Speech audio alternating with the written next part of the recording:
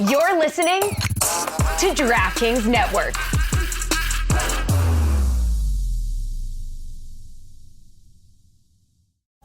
Wow. What's up? I just bought and financed a car through Carvana in minutes. You? The person who agonized 4 weeks over whether to paint your walls eggshell or off-white bought and financed a car in minutes? They made it easy. Transparent terms, customizable down and monthly. Didn't even have to do any paperwork. Wow. Mm-hmm. Hey, have you checked out that spreadsheet I sent you for our dinner options? Finance your car with Carvana and experience total control. Financing subject to credit approval. Wow. What's up? I just bought and financed a car through Carvana in minutes. You? The person who agonized 4 weeks over whether to paint your walls eggshell or off-white bought and financed a car in minutes? They made it easy. Transparent terms, customizable down and monthly. Didn't even have to do any paperwork. Wow. Mm-hmm. Hey, have you checked out that spreadsheet I sent you for our dinner options?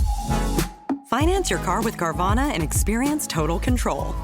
Financing subject to credit approval. Shadow Show. Shadow Show. Shadow Show. Shadow Show. Shadow Show. Shadow Show. Shadow Show. Shadowing it. Shadowing it. Chris, director Jason just came in here, and he doesn't say very much. This was effusive for him. This was a champagne bottle opening. He said, last night's show, top 3 all time. And I'm like, that can't be right. That's in no way right. And then, because I was staring at him, I just said, you mean since you've been here, right? And he's been here 17 minutes. And the show last night, your thoughts today as we come in a little broken? It seems like you guys are a little beat up today. It was really fun. I don't have anything to talk about today. Yeah, but that's the tricky part. Last night, great time. Yeah.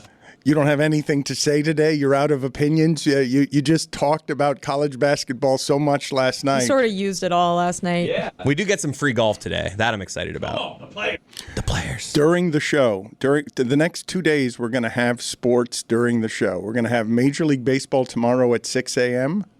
That's back. No, it's not fake. It's That's back. not real. If Ohtani is playing a meaningful game in Japan, you lock in. It's not real. It's real. No. What do you mean it's fake? It's real. Billy? They've been doing this fake thing for 15 fake. years plus. Yeah. Honestly, probably even longer than that. real. You get on board. No. I don't understand the accusation of that's fake. It's fake. What do you mean? It's not real. Like, here's how real it is. Every self-respecting baseball fantasy league drafts after these games are played because they're like, yeah, no, I'm not drafting March 17th because we're gonna go play 2 random games to pander internationally to grow the game, and then we'll come back, and then you're still gonna play spring training games for 2 weeks, and then the season's gonna start next week. Like, no, that's fake. Okay, we can pretend it's real. It'll count in the record book. Whatever. It's fake. Not opening day. It's going to feel plenty real at 9 a.m. tomorrow when we're locked in on the 6th inning. I just don't understand how you can call something. You understand. You understand. You know you understand. I think the gambit is we all acknowledge that this is a ridiculous thing, but we're happy for the action. No. We're not happy for the action? No, come I'm back happy after for the March action. Madness. Like, this is March Madness week. We don't need random baseball games this week. Come on, get out of here. And we have a championship game and Unrivaled tonight. Like, baseball. Stay in your lane. Homestead's coming this weekend. Like, it's a busy week. We don't need real baseball games that aren't real. Miami Open, too. I was there yesterday. I'm still recovering. Major League Baseball starts tomorrow. No.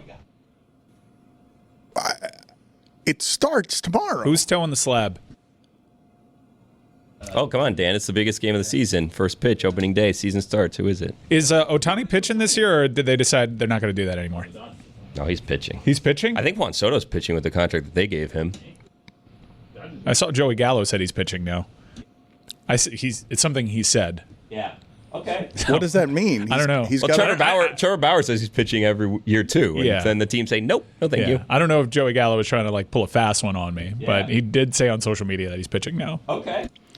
Yamamoto will start for the Dodgers, game 1. Yeah. If I'm being honest, all I want to do today is watch more of the March Sadness submissions. The Well, fake Greg Cody. That was, yeah, that well, was but- They were really funny. Okay, they were really They were funny. really but funny, I'm, Dan. but I'm afraid, Jessica, that much like you guys last night, we've used up all our good material. Oh, I know for a fact that's not true. There's at least 3 or 4 other good ones. I'm kidding. This is the Dan Levator Show with the Stugotz podcast. See, was that so hard, Righteous Gemstones? Just open with Baby Billy, and 5 minutes in, he's angry with his dick out. That's how you do it. I don't need a war scene. I don't need Bradley Cooper. I need jetpacks and dick. Spoiler alert.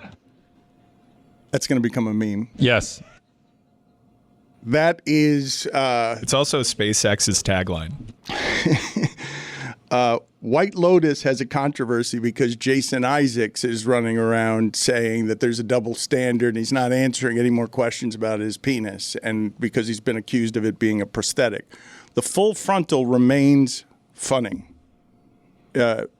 Forgetting Sarah Marshall, great movie, funny movie. That's the scene I remember. I don't know why it is that McBride likes it so much, but I think that's the reason, because you just can't lose with it. But it's still rare, is it not? How often do you act? You got 2 shows on Max doing this, and White Lotus is in the middle of something of a controversy over it.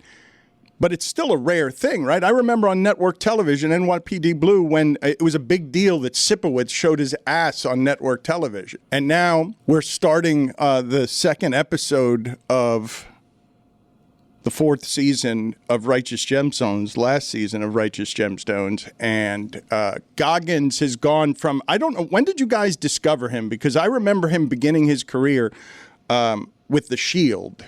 And he was, and I don't, that's the first time I noticed him. His character was very good, but weak. And so to watch his acting evolution to, the comedic, Baby Billy is one of the best characters I've ever seen on television. Like, it's legitimately funny every time he's there. And it's just amazing to see his acting range go from what it was in The Shield. None of you guys watched The Shield, right? No, I watched it. I know that you were always like really big on The Shield. I'm getting to it. Oh, what? Around to it. Okay. Justified. He was in Hateful Eight. Those were all 2010s movies and shows, though. The Shield was way back in the day, Dan. I never watched The Shield.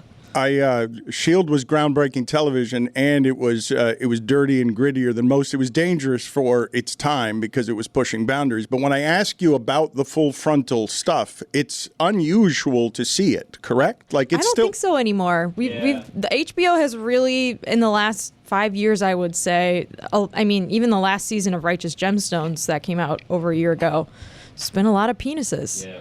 This is McBride. It doesn't shock me at all anymore. It still makes me laugh every time. It's still funny. I agree with you on that. An enraged Baby Billy taking no inventory. Like, where you can put those scenes to be funny is something that I'm constantly laughing at, regardless. So laugh riot in Nosferatu, let me tell you. Let me ask you something. At what age did you decide not to use first names anymore? Goggins? No, I've done. Well, first of all, I've started getting them wrong around here so often for 5 years. You're not supposed to call attention to that. Yeah. But I've always done. But I've done that because he's technically right, and it's a smart thing to do. Yeah. Well, my father called Larinaga Larry last night. Kept calling him Larry, and I'm aging poorly when it comes to remembering names in general. There's just some stuff that gets kicked out of the data bank, and that is one of them. Also, baseball managers are another one. I'm just not paying any more attention to those. Smart thing to do. But when it comes to getting names, you guys have made fun of me about this for 20 years because I do this. I will call my friends by just their last name. You guys think that's weird? Like, it's something I've done since I was in my 20s. I think friends, it's normal. Yeah, it's normal. Yeah, when you're just talking about random people you don't know, sometimes just the last name's a little odd. I spit that at Larinaga last night, right? I didn't call him Jim. I just kept calling him Larinaga. Coach.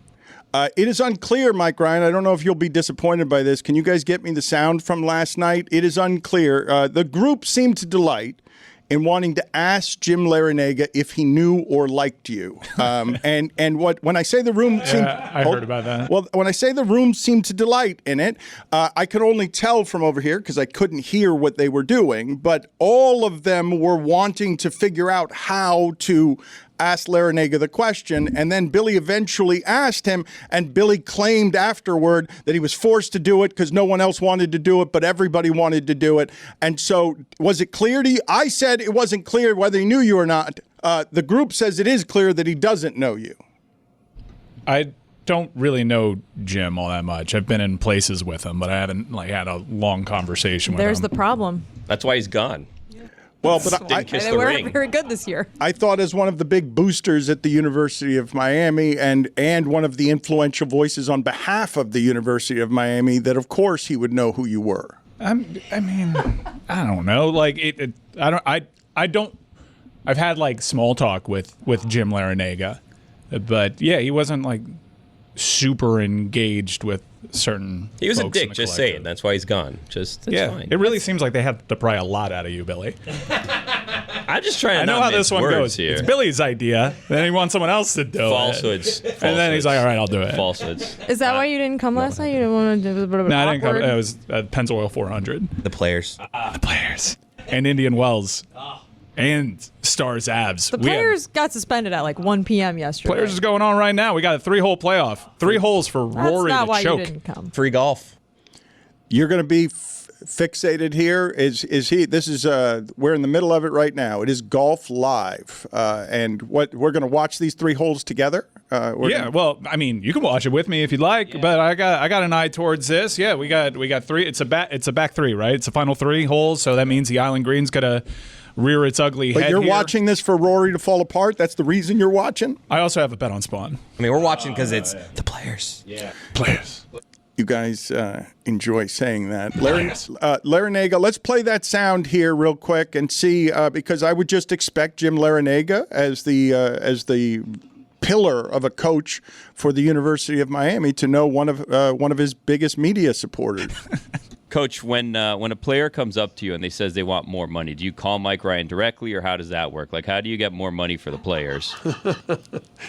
Do I call who? They want to know if Mike Ryan is somebody that you like or know. Mike Ryan, who's on our show, who is one of your biggest boosters. It's at home, I think. One of those you know if you see him type guys, probably. So is he a booster? Can I get some money from him for NIL? You could. So we're asking. He's a golden cane, I think. I don't know if that means something.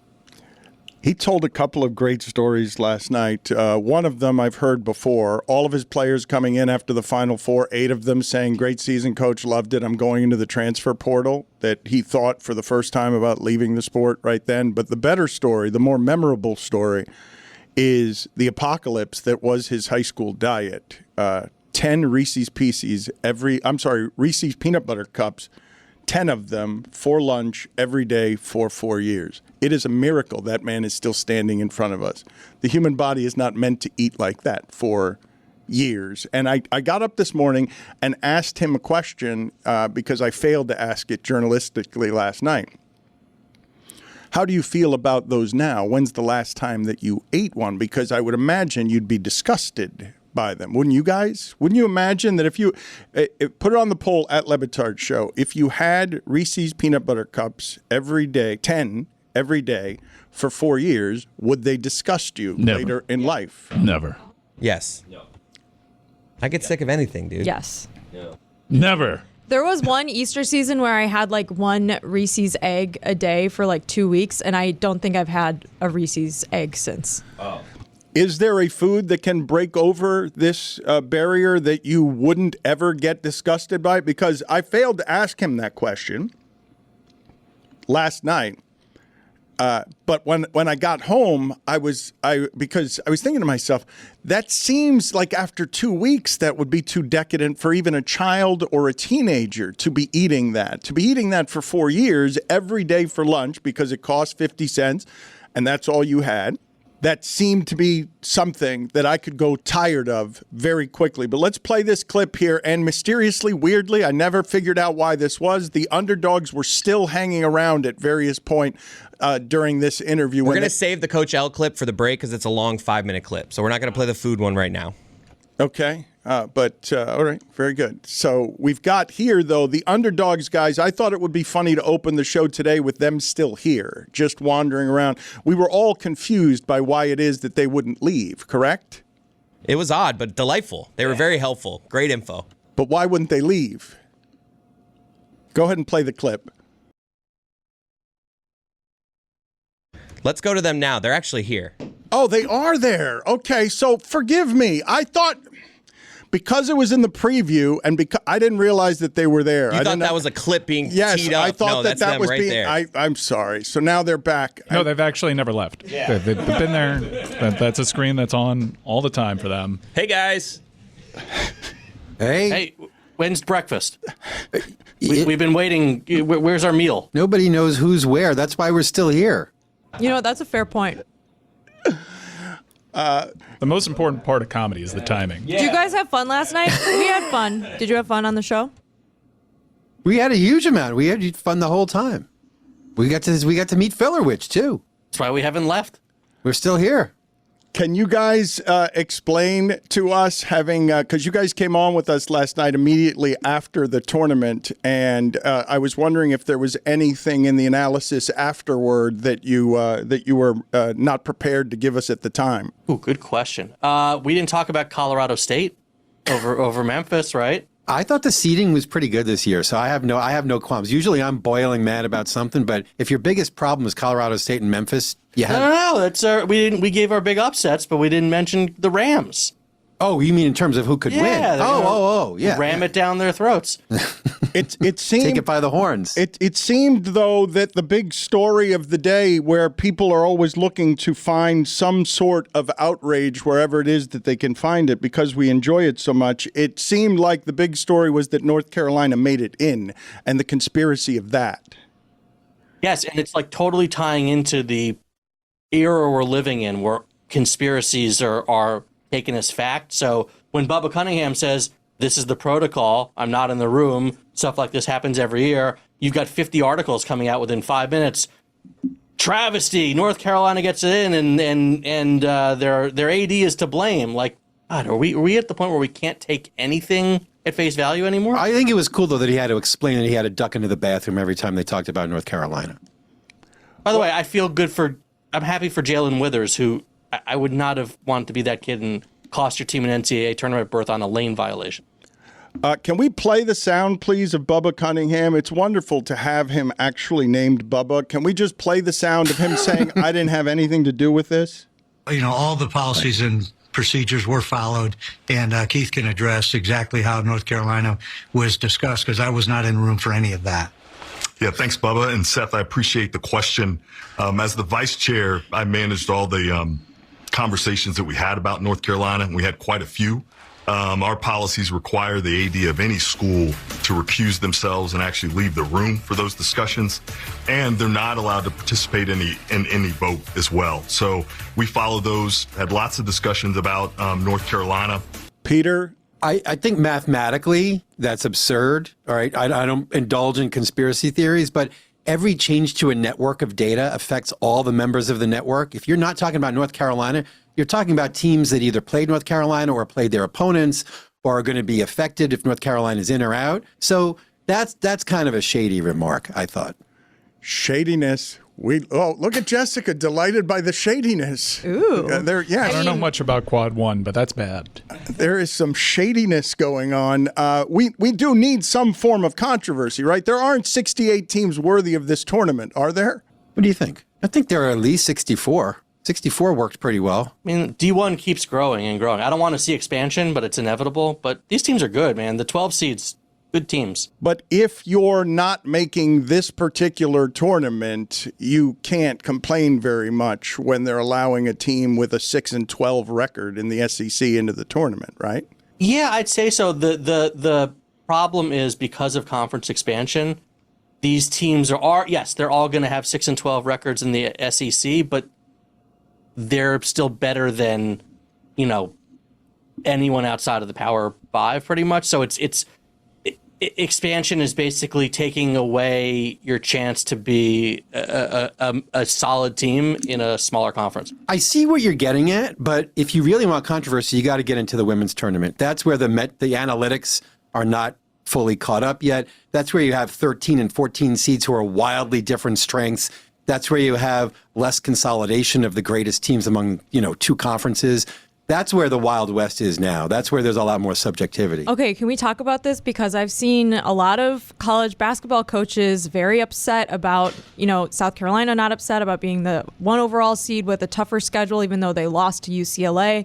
UCLA with the overall 1 seed with a weaker non-conference schedule.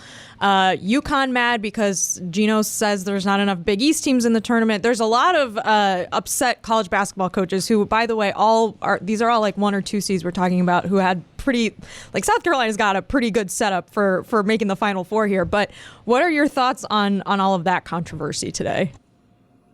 I think that a lot of teams have a lot of points to make, and they're all talking up because, on the men's side, the metrics in the process are pretty well set. On the women's side, it's a lot more nebulous, and so everybody thinks they have a case to make. I think UConn has a case to make to be number 1, and I think South Carolina, after they got smoked by UConn, then all they did was go out and in turn destroy like about 7 of the best teams in the country. I don't know why NC State is a number 2 seed. I can't. They're like the 20th best team in the country, maybe. So there's a lot of weird stuff because there's a lot more wiggle room. But it's fun because we need more coaches hating each other and who are angry all the time, especially as like the older men's coaches have fled the game because of NIL and stuff. So the women are picking up the slack, and I like it. At 6 p.m. tonight, these two guys will be live on DraftKings, and the Underdogs information is better than most you will find anywhere. It's really data-driven. Last question before I let you go. Given what you just said about the women's tournament, is there more betting value over there? I would think yes, but the thing you have to remember is there's still, we're talking about more parity among the women's teams. It's not really there yet. I mean, there are 20 or 30 teams that are really, really good now. They kind of crush underdogs and they compete among themselves. It's not to the point where there's 40 or 50. The talent isn't as dispersed as we want to think it is yet. The best teams are still so much better than the rest of the field that it's hard to make money betting on underdogs in the women's tournament. How many of the teams, Jordan, can win the championship in the women's tournament, and how many of the teams can actually win the championship in the men's? The women's side, Peter, what would you say? Realistic shot about 8? Maybe? Yeah, I'd say about 8. And on the men's side, I think you've got a real top 6 and then a drop off. Could a 7 or an 8, a Michigan State, a St. John's win? Yeah, but I think the 4 big SEC teams, Duke and Houston, and there's a drop. Thank you, gentlemen. I thought that that was all great, but especially the onboarding. I thought that was the best part really of the whole interview. Thank you. I do appreciate that. And I appreciate your time last night as well. The clip. Do we have to leave now? We'll be here whenever you need us. We'll be here whenever you need us. Thank you. Thank you. I do appreciate it. It would be funny if you guys popped out of the sky later as a thread throughout this interview, just giving controversy because our commentary. Hey friends, it's Jer Bear here, and I'm here to tell you all about Boost Mobile, which is now a legit nationwide 5G network. So I must take a break from the jokes here for a second and put on my serious voice, because I would never, ever joke about a 5G network that has invested billions building 5G towers across the country. Not even once. Not even if Mr. Boost Mobile himself asked me to. There is nothing funny about it. Boost Mobile is now a legit nationwide 5G network and also provides coverage across 99% of America. Seriously. Visit boostmobile.com or your nearest Boost Mobile store location to learn more. The Boost Mobile network, together with our roaming partners, covers 99% of the U.S. population. 5G speeds, not available in all areas. Howdy, folks. It's Mike Ryan. Want to responsibly speak to you about my favorite time, Miller time. Look, a lot of things are coming back in a season. MLS is back. P's and C's in the MLB. You know who puts the ML in those sports? Miller Lite. That's right. From basketball to hockey to game night, winter means more moments with the coolest people in your life. Make these moments even better with Miller Lite, the greatest tasting light beer for people like you and me who love their beer. Now's the perfect time for friends, family, and a great tasting light beer. Tastes like Miller time! And it's got taste that you know you can depend on. No games, no gimmicks, just great beer for people who love their beer. Because it's brewed for taste. It just hits different than other light beers because of simple ingredients like malted barley for rich, balanced toffee note flavors and that iconic golden color. Miller Lite. great taste, 96 calories. Go to MillerLite.com/Dan to find delivery options near you, or you can pick up some Miller Lite pretty much anywhere they sell beer. Tastes like Miller time. Celebrate responsibly. Miller Brewing Company, Milwaukee, Wisconsin, 96 calories and 3.2 carbs per 12 ounces. Yeah, sure thing. Hey, you sold that car yet? Yeah, sold it to Carvana. Oh, I thought you were selling to that guy. The guy who wanted to pay me in foreign currency, no interest, over 36 months? Yeah, no.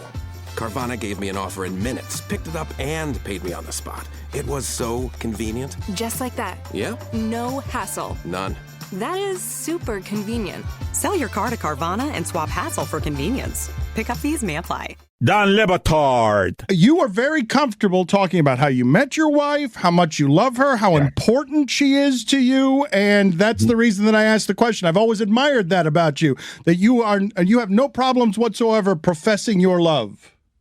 Well, the thing is, I got a new wife now. You know, me and Bianca didn't make it. So I moved on. We moved on. It was for the better for both of us. Stugotz. Things just got a little awkward there. So let me be the first on this show to congratulate you on the new wife, Vince. Congratulations on feeling whole, feeling complete, you know? Let's talk tailgating. Yeah.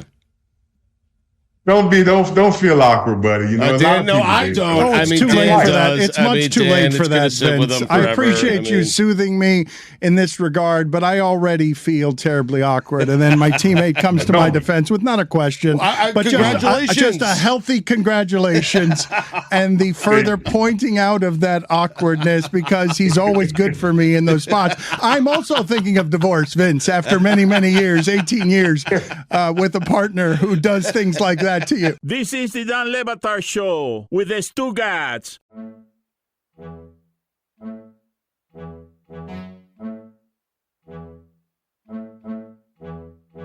I will explain to the audience what happened there. It was not clear, correct? It was not in any way clear what happened to the audience. Oh, it was clear that we screwed that up. It was very clear. Well, I didn't know we were doing that. I had mentioned while I was walking into the studio, it would have been funny if we had thought to do this, is how I thought we were going to do it. If we had thought to, I didn't think those guys would be immediately available and have them drop out of the sky 10 minutes into the interview. The player was immediately available yesterday, and we didn't plan that. Yeah. The player? That's a good point. I forgot his name. Kyler. Granny, whatever his name is. 35% granny shooter. That part was funny. You gave me that stat when we were talking to Kyler Filowich. If you weren't on with us yesterday, if you weren't listening, he was shooting 30% from the free throw line, and then they flew in Rick Barry. And I failed to ask the question, and how much did you actually improve? Because during the interview, Chris Cody said to me, he's improved from 30 to 35% shooting free throws. That's not much of an improvement to fly Rick Barry in for. Agreed. And his overall season percentage is lower than 35. He did 30% regular style, and then when he switched to granny, he's shot 35%. So his season total, I believe, is somewhere in the middle there. But if you break them down just by the types of shots, yes, it's 35% granny, 30% regular. It's an unbelievably bad both ways. He's our player, right? He's our adopted player now for the first round. So now we are all in on Wofford. Sure. Play the clip. I've been to Spartanburg. You understand why I said play the clip? No, I don't understand anything that happened. Okay, well, I will explain to you what happened. We could just move on. I don't want, you know what? I don't want to. In fact, what is happening right now? What is, all right, he's fired up. I'm sorry. I'm going to give him a pullback. The metrics support North Carolina being in the tournament. We're number 33 in KenPom. We're number 36 in the net ranking. And even then, we're North Carolina, you're Boise State. That's why we're in the tournament. Do you believe Bubba wasn't in the room or in the room where it happens? This guy just maybe Bubba Cunningham had something to do with it. Yes, we lost to Kansas. We lost to Michigan State. We lost to Alabama. We're 1-12 against teams in the tournament. But again, Indiana, Crimea River. Wow. He's ready for baseball, wearing a Cub shirt. Crimea River. Come back, tell us about Bill Belichick CCing his girlfriend on his emails. I have a take on this. This is an old person thing. Yeah. Oh. It's an old person thing. Hell, it's not even that much of an old person thing. It's like I'm in a relationship kind of thing, and she handles my entire calendar. Yeah, I've been on emails where Dan's just like, CC Valerie. I've been the person that's been like, just text Cynthia and figure it out. Like, this is just an old person relationship thing. I don't have control of my schedule anymore.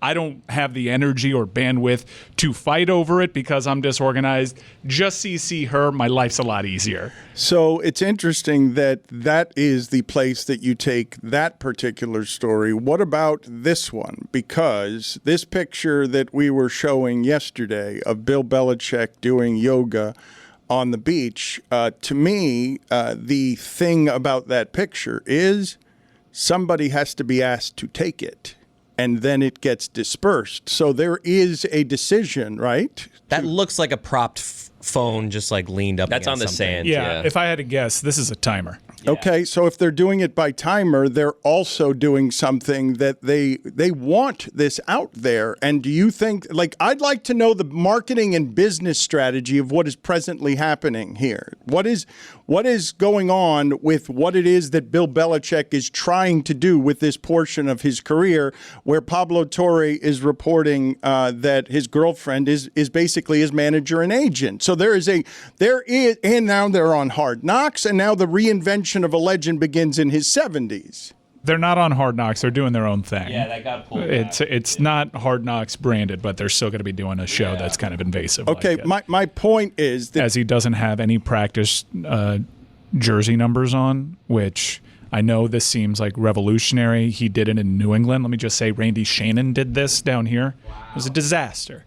It's terrible for the coaches. They're all wearing helmets. How can you tell?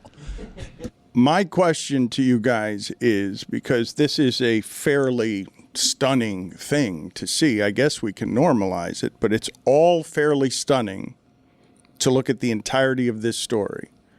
This is the best football coach there's ever been in America's most popular sport. What just happened on the television? The Island Green, Dan. The Island Green. Rory took a one-shot lead on the first playoff hole, and on the second playoff hole, Spawn, who's down a stroke, just hit it in the water. So it's looking good for Rory here to win this. The players. What are you Back to you. smiling about, Roy? Oh, that Allen Green, man. I get you. Roy gets it. He gets it. 17 TPC Sawgrass, man. Not clutch, man. Legacies are made. The players. The players. I want to take you through the story because it is fascinating. The coach for our times, the best. Word association, name a great coach. If you're of this generation, last 20 years, Belichick, Saban, those are the top of the list because that's the known sport. He's in his 70s, can't get a job anywhere in professional football. Goes to college and now has his career being helped and aided, old person thing, whatever, by a 24-year-old who loves him. I'm not getting into that. I mean, I'm. How am I supposed to know? Okay, but they seem pretty serious. Yeah. And he seems oddly flexible for his age. Put a ring on that finger. It's IG official. That's not nothing. Yeah, I'm not. This is somehow more reckless than the LeBron thing. What's reckless? Does she love him? I'm not. Yeah. No, I wasn't. Are they in love? It sounded like there was a question in it. It sounded like there's a question mark in it. Whatever. Then I'm gonna be your friend here. You got some blind spots here, pal. All right, there's some blind spots here. Valerie helps you out a ton with stuff. She is your anchor. I think that's all that's happening right here. She's his manager. She's his partner, and they're doing partner things. That is correct, and they're building the business of Bill Belichick back up, and I'd like to explore it as they traffic in not caring whatever is the assessments are from afar. I do not have blind spots here. She's young. She posts. She's IG. She's that IG age. I think we're acting like she's using Bill Belichick as if 70-year-old Bill Belichick being with a 29-year-old or whatever is not like he's getting something out of this exchange. I think Bill very well knows what's going on here. I think he's happy with it. He looks super happy. This is Did you see him at the museum? Yeah. Check out the post before. Him at a museum is amazing, Mike. You're going to love it. He's always been lovey-dovey with long-term girlfriends. Like, he's dressed up as pirates. Like, I saw him at, like, the Gronk Beach House. Like, he loves to have a good time, and he's super public. This is the first time that he's dated. It's the first time he's dated someone that's a little bit more active when it comes to social media posting. But Bill, low-key, has always kind of been like this. Yeah. This is not, though, the part that I'm interested in. I'm interested in whoever manages and markets the last part of this, and however they manage and market it. It's a man who's a legend, whose name has been tarnished so much that his league says, hey, come interview for the Atlanta job 3 times. No, you can't have it. We don't want you. Wants to work in the pros. Says he'll work for any bad team. No is the answer at every stop because of how he's doing it. And then he goes to college, humbled, not employed in the sport that he loves, where he is the legend who was going to get Don Shula's record, most wins ever, and then an Apple docuseries scorches him in 10 episodes because Kraft burns the bridge to whatever that excellence was, and now he has to try and reinvent himself at 70. What an interesting way to do it. What a fascinating way to do it. But it's also coaching cycles, right? Like, if Bill Belichick would have sat out another year or two, he would have been back in the NFL. That's just kind of how it happens. Like, when Bill Cowher left, everyone's like, Cowher, because he would say no. Like, eventually, just because of the NFL and the fact that they don't really give that many new people opportunities, like, they all eventually get another job. He just got tired of waiting, and he wanted to do this. And, like, it wasn't like he went begging to North Carolina. He found a program that was desperate enough to give him everything that he wanted, and they put him in a position where he couldn't say no because they gave him everything. May I also just add that I don't find anything remotely new or shocking about an older man having a hot young girlfriend. To me, the only thing interesting that happens a lot. To me, the interesting part about this is whether or not it succeeds or fails, or if he even gives it long enough to do that. In college, staffs generally need like 3 years to put their program in place. Like, he is approaching this differently. In terms of talent acquisition, it hasn't gone the way that most people think it would have gone. It's still super early, and it's hard to judge when a new coach jumps in an offseason like that. But okay, you think that you're smarter. You think hiring your friends like Lombardi is going to work out for you on this level, and I'm really interested to see if it actually does. Both the coaching and the relationship, if we're being honest, are probably going to end horribly. Like, this isn't going to go well on either front. But he's having the time of his life now, going to museums. He's doing the beach photos. Like, he seems to be having fun. He's in the Dunkin' commercials. Like, let him have his moment because, like, North Carolina is not going to be a national power. And a 29-year-old is not going to be around Bill Belichick forever. Probably. He's got to die first, obviously. If that's is that what you're getting at? She could be there for his forever. I mean, Billy, you were skeptical of their love. I mean, I'm skeptical of their You're love? just like, she's not going to stay with him. You just said, yeah, I'm just saying it's probably not. Well, look, here's the deal, right? When you're like 28, 29, like, this is a powerful person, right? But like, when you realize that like all of his friends are 70 and you're going to like a 73-year-old's birthday party and you're hanging out with just a bunch of 70-year-olds. Guys, after get in a while, for a like, selfie. Yeah, you go and it's like, oh, what are we going to do this weekend? Well, the Lombardis are having us over for a 5:30 dinner. Things are going to get wild. We're having I don't know supper. about it. I want to sign up for this forever, even though forever is not that long. It's not his network. He goes on the boat. He goes to parties. Like he's a fun guy. He for sure calls it supper too. There's stew involved. They've been together for a long time. I'm pretty sure like they seem like they really like each other. She's wearing jackets. I hope everyone is having a fun time. Yeah. It appears that they are.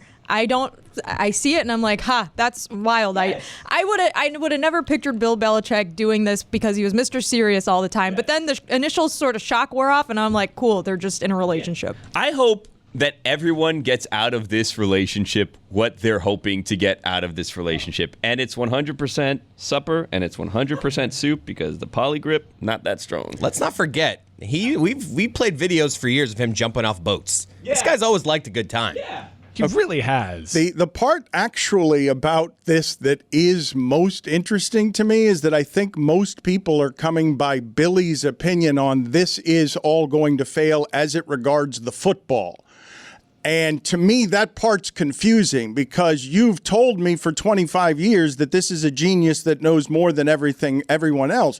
You take Tom Brady from him and all of a sudden it has no values in the amateur ranks. It doesn't have some sort of advantage that they don't have because they're not as professional as him. Why are we spending so much time propping up that Bill Belichick is the reason for winning and then turning around when he goes to North Carolina and saying he will not have any substantive advantages there? Well, because the way that college athletics works, it's not set up for him to be successful. His success was not just Tom Brady, but it was because he was the dictator of an entire system that he ran in New England, where you came in and you knew you were signing up for that system.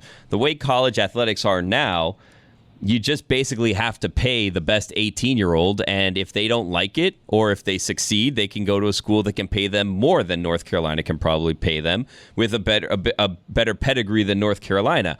Or if you sign someone up to be the backup, they can then leave the next year. So, it's a different system where Bill Belichick's going to have to change the way that he's done things, and he's going to have to do that now at 72 years old with 18-year-olds who are just looking for more money, and they're not going to buy into the Patriot way, which is what we always talked about, why Bill Belichick was successful, because of this whole system that he set up where the players didn't really have much of a say in anything, and they just had to do whatever he wanted, and that's just not the case of college football right now with NIL money. Well, also his approach is more of a development. I'm really good at developing players. Tom Brady was a 6th-round draft pick. I'm going to scout guys. I'm going to have these gems that you find and develop them, but that takes time. Does the oldest coach have time? Does what he brings in with his prestige afford him that kind of time? Does he get bored with it and wants to jump back to the NFL? Or does this experience make him a bigger punchline in the NFL? And he's probably closing those doors that he still seemingly is interested in walking through. Yeah, there's also questions as to how committed he actually is to this process, right? When we saw the specifics of, he hadn't actually signed his contract yet, and there's outs where it would only cost $1 million if he left for an NFL job before certain dates. Maybe Bill Belichick falls in love with being a college coach and he really enjoys North Carolina. You see him at basketball games with recruits. He seems to be buying in, right? But we also don't know how long this experiment is actually going to last. The part that's just confusing to me is that and those are all reasonable questions. You're just telling me that whatever he's had that is the advantages for 25 years are so worth nothing that you don't think he can even bring what Deion Sanders brought at the beginning, because Deion Sanders came with 2 actual players, and you're telling me Belichick's not even worth that the questions are so strong, and all of that is fair. Everything you've said is fair as a question, but they're so strong that you're willing to turn it into a doubt that will make him an immediate failure, and you're adding to it, I'm not sure he cares that much about this part. I mean, I didn't go that strong on any of that. I said that it's just assuming that it's going to be a success is not necessarily the case. But there's also a very big difference in Deion Sanders' ability to recruit and Bill Belichick's, right? There's a relatability there that's different. It's not just they were successful at what they did. Bill Belichick was kind of told by the NFL, you don't have it anymore, and we're not going to bring you back, and we're not going to give you, you were the greatest coach ever, but also time has passed you by, and we don't know if you can do it without a quarterback because you haven't proven us that you can do it without a quarterback yet. So it's not me saying it. That's the message the NFL delivered to him. What I'm saying is, I don't know that what he did successfully in the NFL translates over to present day college football. He's going to attempt what the vision, at least for year one, is. I have a coaching advantage because I'm the greatest head coach of all time. When the bright lights go on that Monday night against TCU, you got the smarter coach on your sideline and certainly the more prestigious one. And I will develop these kids. I mean, if I'm a college football fan, that's all I have to believe in right now for North Carolina because that's all he's shown me. He's not walking in the door with Travis Hunter. And I think that's a little bit of a surprise. But again, he's not from this world. At least Deion was at Jackson State. He knew how to recruit talent. He knew how to walk in the door and with a lot of talent. It's a whole new base level of skill that he's got to learn or at least build a program good enough that it makes it easier for him. The 18-year-olds he's trying to recruit also, though, the last time Bill Belichick was Bill Belichick, they were probably 10. I think we could actually make this more fun. Let's just go through a list of the ACC coaches, and we can say which ones we know for a fact Bill Belichick is better than as a coach. Okay. Pat Narduzzi. Let's start with the obvious there. Manny Diaz. He's a better head coach than all of them. Jessica, no, but this is the part that I Is he still find around? this is the part that I find funny. It's Clausen retired. Big year for NC State. And I feel like this is finally the make or break year for Doran. Brent Pry for sure. Oh, Pry's a good one. I like Pry. I'm a Pry guy. Big Pry guy. Really? Yeah, love Brent Pry. Is that just because they almost beat Well, they own last year? Miami, and whenever he's overmatched, he will design a game plan to actually try to make that a winnable game for Georgia Speaking Tech. of Mario for sure. Yeah, easily.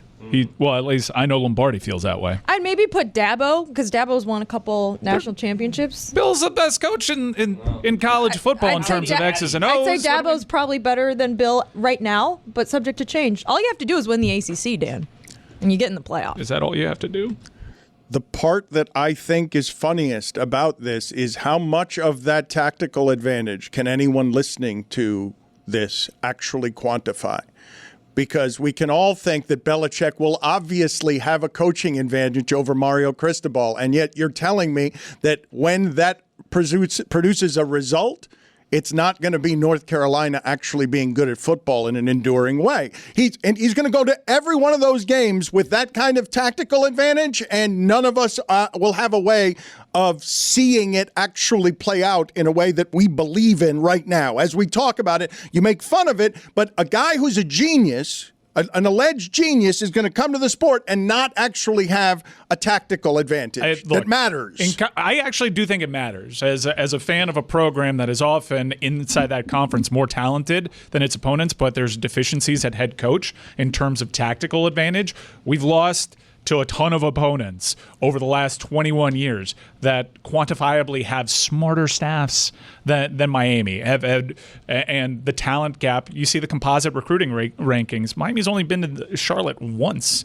in its history since they joined the ACC. So I'm a big believer in that in this conference especially. All right, I know I got to do this ad read, but hold on. Let me reapply. Did you hear that? Yep, that's my new favorite lip gloss from NYX Cosmetics. Now I'm ready to talk to you. I've been a huge fan of NYX Cosmetics for many years now. In fact, I use their Thick It, Stick It brow gel every single day. So you can imagine my excitement when we recently received a special delivery to the Batard studios from our friends over at NYX Cosmetics. And there it was. When I opened the box, glowing, I heard the angels sing, "Ah." It's their latest lip gloss fat oil lip drip. It's NYX Cosmetics' first lip oil of its kind. This creamy lip oil will have your lips dripping with fat perks. You get all the shine of a lip gloss and none of the stickiness while experiencing 12-hour hydration. I'm usually a matte lip gloss kind of gal. My normal go-to is NYX Cosmetics lip gloss, the Lingerie XXL. But after applying the status update shade, I have found my new go-to lip gloss. Fat Oil Lip Drip has high shine finish with comfortable wear and none of the sticky texture. A lip product that's hydrating, non-sticky, and only $9? Now that's a win. Try Fat Oil Lip Drip from NYX Professional Makeup. Available in 14 universally flattering shades. Find your perfect Fat Oil Lip Drip. Shop now at nyxcosmetics.com or a retailer near you.